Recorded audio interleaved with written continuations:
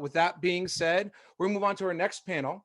And our next panel is the topic is getting out of the weeds, leveraging star power, media assets, and strategic partnerships in cannabis.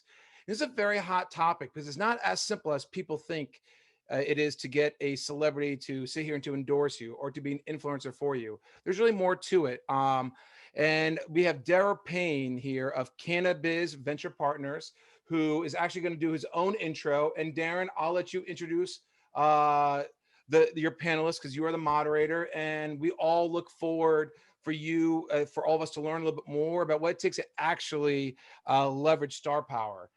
So the floor is yours, Darren. Thank you. Thank you, and thank you for the intro, David. Once again, my name is Darian Payne. I am the COO or Chief Operating Officer here at CVP. That's Cannabis Venture Partners. Just a quick high level about CVP. What we are is, what our mission is to help our clients win big in the cannabis industry. We help them by navigating their potential pitfalls and also as well as observing their strengths and capitalizing off of those sorts of things. As vague as that sounds, it's only because we have a expert in almost every realm of cannabis working as a departmental head to help us to navigate these kind of treacherous waters. Give me just a moment. We work with executive leadership, corporate structuring, business development, leveraging technology, which happens to be my personal favorite, accounting and finance, government consulting, and community advocacy, another very strong point for us. Strategic partnership development, what we're talking about today. Marketing and branding, also something we're going to speak on today. Operations and licensing. These are just some of the offerings that CVP has out there. Now, today, what we're speaking on most specifically is leveraging star power, media assets, and strategic partnerships in cannabis. And I wanted to give a little bit of applause to David for mentioning that it's not as simple as throwing out the person that's on a Wheaties box and expecting them to be able to sell a product. The marketing landscape has changed in general across the board, and that way of advertising and selling products is gone. And it's gone even further away from cannabis. You can't take a Wheaties approach. You need to have these actual connections, strong relationships, and an understanding of these niche core groups that you're looking to sell to. I come from a film background, and we always say niches get riches. So the ability to observe these things and to capitalize on data, marketing data, purchasing, any sort of specific data that we can isolate and extract information from is perfect for what we do, and it allows us to help our clients so much better. So without any more ado, I'm going to kick it over to Cleetis Mack, who is our CEO, but more than that, he is a friend and mentor, but he's also a Grammy-nominated legendary rapper. He's multi-platinum selling a rapper as well, and he helps us to communicate and to work on our strategic partnerships with a multitude of different clients in both the entertainment world, in athletics, as well as politics and policy. So without any further ado, I'm going to kick it over to Cleetis Mack, who's sitting near me.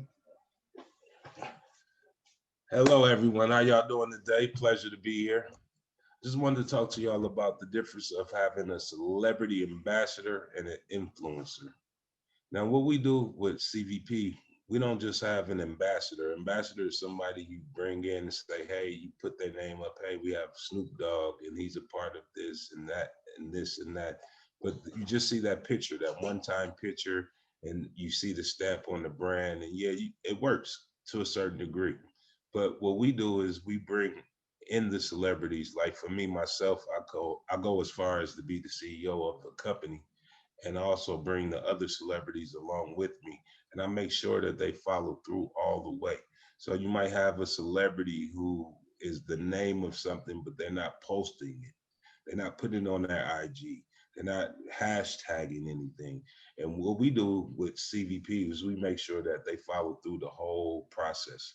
We make sure that everybody is totally invested in the whole process to make sure that the business side works. And it's not just a quick green and go. Like the cannabis business doesn't work that way. It's not something that you can just jump into and win. You have to really know this business. And what we did with this company in particular, we put together, strategically put together all of the places, like far as real estate, far as licensing, far as celebrity, every single thing that we need to do, we put it all together to make sure that we are the go-to people and we have everything on board with us. So we're basically like the standard, like, and we're working with the biggest companies in the business right now, the biggest brands, and they are very comfortable with working with us because we're very consistent on what we do. And we make sure that we are consistently making sure that we work all the way through every single platform that it takes for this gang. And a lot of times what we have, the problem is people end up being green on the green. And when you're green on the green, you don't really have the knowledge and the know-how to execute your next step. You could put a whole lot of money in this business and end up stuck. And that's what a lot of people end up facing. And what we do is we make sure that you never come in contact with that. We make sure that you feel educated all the way throughout the whole process. And also with the celebrities that we attach to you, we make sure that they are acting and not just a face. They are really working the product. They are really moving and treating it like their business because we make sure that they are a part of the business. And that's strategically, that's what we do to make sure that we can make sure separates us from everyone else, pretty much. And with no further ado, Money B, are you involved? Are you here? I'd like to I'm go to here. you. I'm here. Hey, You guys hear me? yes, sir. Absolutely, everybody. We got Money B coming in right now. He is one of our managers and consultants at CBP. He is also a multi-platinum selling artist. If you can't tell by that mean-looking plaque section in the back of his room there. He's also from the legendary rap group Digital Underground, which is great lineage. But more than that, I think Money B has certain level of expertise when it comes to speaking to both realms. So without any more, I'd leave it to you, Money B, please. Thank you, Darian. Hello, everyone. So, like Darian said, the accolades, Grammy nominated. We've sold tens of millions of albums worldwide, and I've been in the industry for 32 years. But if you look around today, Digital Underground is still relevant, and you can see it in our placement in the new Coming to America movie, being mentioned in the television series Blackish, and it's not by accident. It's because we've, or I would say myself personally, through all aspects of our career, I've kind of been hands on, and cultivated the relationships. So with CVP, I'm not just an ambassador or a face of the company. I'm actually, you know, a part of the company. So, I'm not just going to be the guy that's, like you said, I'm not the guy in the Wheaties box. I'm actually doing the work. And there's nothing like uh, taking a business call about Digital Underground with Digital Underground. And that's what I do. I'm in the trenches. I'm gonna do everything that it takes to close it and get it done. Um, you know, I've managed the Digital Underground brand for several years. Uh, had been a part of and have managed, video production companies and been involved in film, marketing, commercial, stage, everything like that. So I feel like, I'm perfect to help facilitate and fulfill your needs when it comes to new media. I actually sit on the board for a streaming company called Vire Streaming Network. It's fairly new, but it's in 116 countries, and we have 13 niche channels. We're also launching a channel and platform specifically catering towards cannabis and hemp products called Cannabis TV. And it's the So, Mark, perfect is it fair to say that you understand quite well how to create your own opportunities as well as leverage what already exists in the market of the traditional ways of marketing these products?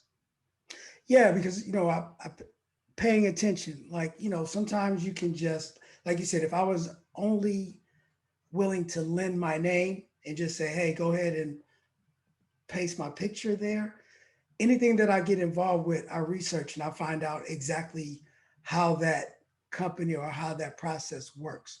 So, if I go in the room and you start asking me questions, I know about the business that I'm promoting. You know what I mean? So I'm fully uh, abreast of the operation and not just the cosmetics of anything that I do. So, like I said, with Vire and Cannabis, we welcome, the cannabis community. Obviously, Cannabis TV is specifically for, but even at Vire, the product placement and the ad and marketing opportunities are endless. Um, and I know I'm not sure how much time I have left, but I'm not sure if David Hill, who's actually the co-owner of Vire and Cannabis, if he's on. David, are you there? Yes, I am. How's everybody doing? Can you hear me? Yes, Doing great. Welcome, we David. can hear Thank you. you So for I, stepping I into our kind of panel. wanted Dave to really quick talk about another aspect of what we do, which is cash crop today. Dave, you want to jump in on that? Yeah, so around 3 years ago, we created a media platform called Cash Crop Today Media. Also, I'm working closely with Darren, Cleetis, and Money B within regard to this. We created the business side of what cannabis and hemp is: growing stocks, raising funds, basically like a whole resource. Currently, right now, cashcroptoday.com. Everybody can go download it or log on to it. We have around 600,000 people that read that website a month. It talks about all the publicly traded companies that are in cannabis, who's high, who's low. We have a bunch of different levels of societies that and communities that we have some services that go along with what Cleetis, Darren, and Money B is saying, and also we have news shows that we're building out for Cannabis TV. The website is cashcroptoday.com. For the person that was just in the chat that said, what's the website again? Yeah, so realistically, marketing cannabis brands, it's a tough thing to do nowadays, especially with all the rules.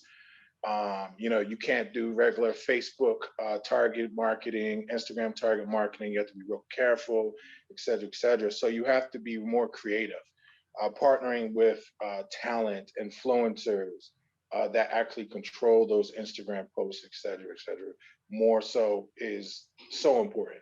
As well as if you are a company that is public on the OTC markets or OTB markets, doing curated content, curated articles, being on multiple different platforms, or just building up that community. Currently, we've built a community of 72,000 emails and people that's actually engaging with Cash Crop today, not to mention the 600,000 people that read it per month. And we're growing out. We have one coming up in April called Foodie Dispensary. Foodie Dispensary is all foods, meaning we already have over 300 different recipes on how to cook with cannabis, all the way from gourmet meals to snacks for events and parties.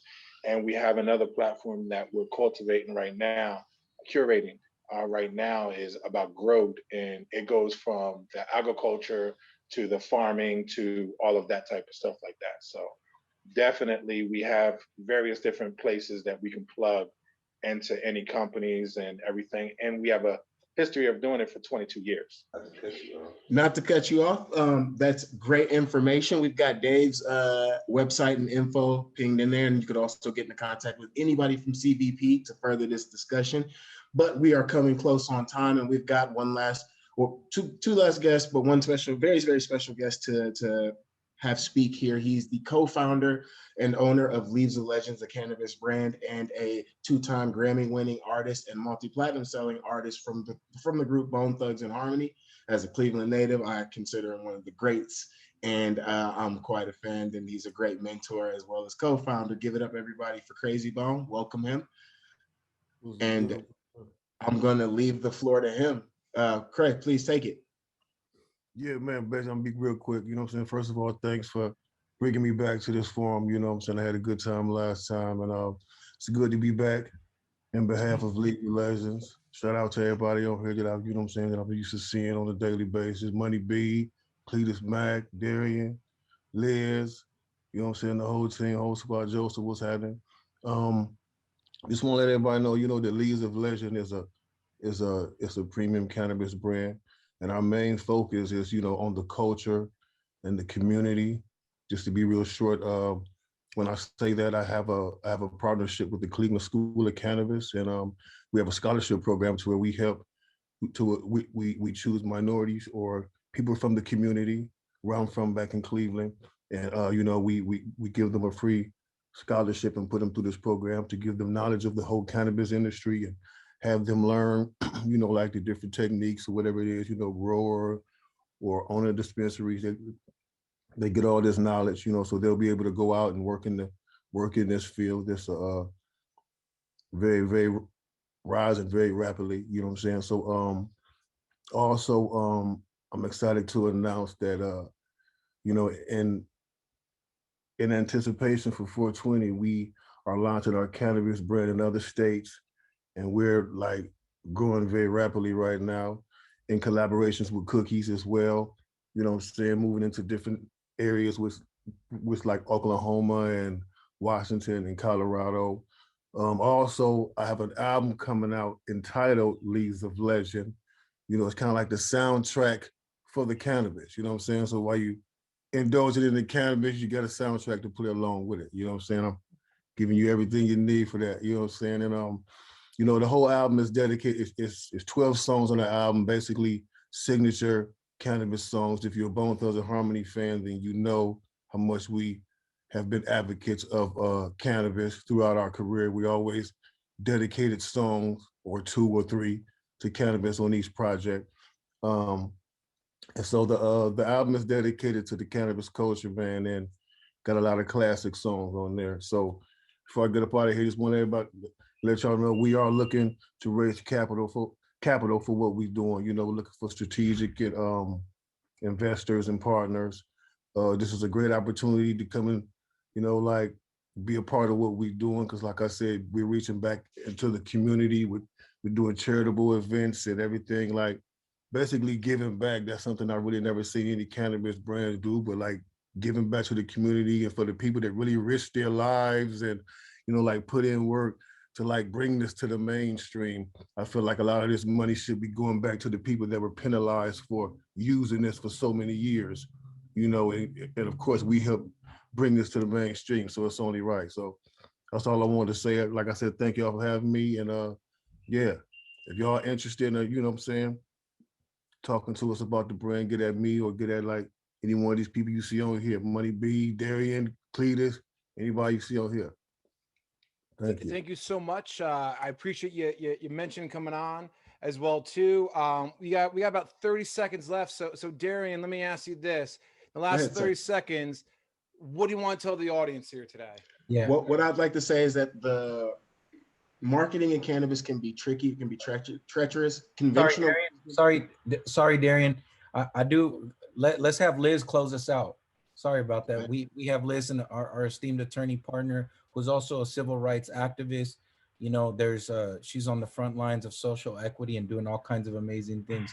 Liz, why don't you close us out, please? All right, thank you for that. And I'm sorry, Darian. I just want to say thank you for this opportunity. I just wanted to say social equity is so important It's a huge piece in cannabis investing. And if morals is not the only thing that drives you, there's just two reasons why you should care about social equity before we close out this group today.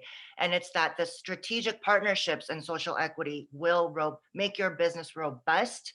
There is no business that won't benefit from making sure that you form those strategic partnerships throughout the communities that are underserved by the criminalization of cannabis.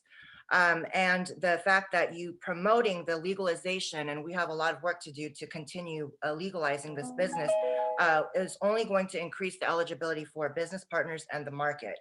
And secondly, and I know Mr. Ted Bernhard spoke to this already, but the compliance will make or break your business, or at least cause you to miss opportunities. So if nothing else, the compliance aspect of making sure that your business is compliant with all licensing requirements is the second benefit to making sure that you are caring about social equity. So I don't want to take up too much more of your time, but thank you for the opportunity to be here and for listening to our panel.